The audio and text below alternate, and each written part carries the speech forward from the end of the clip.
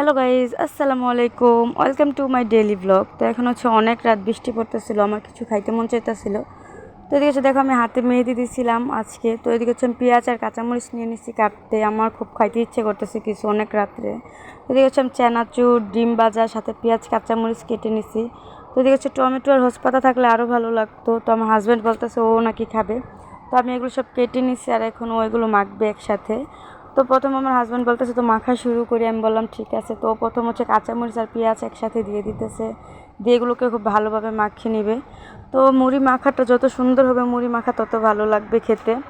তো আজকে হচ্ছে অনেক রাত, তো বৃষ্টি পড়তেছিল, কিছু খাইতে মন চাইতেছিল, কী করবো। তো চলো দেখে আসি কীভাবে মুড়ি মাখতেছিল।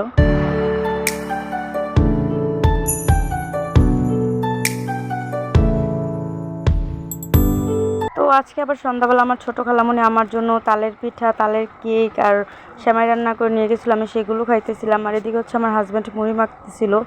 তো পেঁয়াজ আর কাঁচামরিচ মাখার পর এগুলো হচ্ছে চানাচুর দিয়ে দিতেছে, সাথে ডিম ভাজাও দিয়ে দিবে। তো একসাথে সব কিছু আবারও ভালোভাবে মেখে নিতেছে।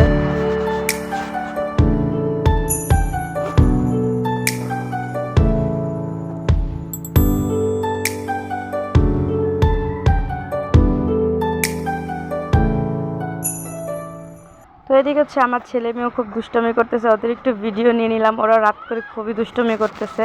তো আমার হাজব্যান্ডকে সরিষার তেল দিয়ে দিতেছিল, খুব ভালোভাবে মাখতেছিল। তো ওনার হাতের মুড়ি মাখা আমার খুবই ভালো লাগে। এদিকে মুড়িও দিয়ে দিতেছিল।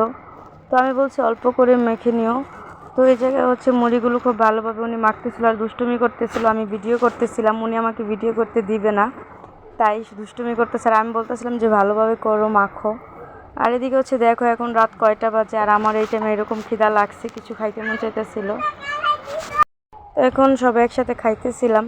তো সবাই আমার চ্যানেলটাকে লাইক এবং সাবস্ক্রাইব করে পাশেই থাকবেন।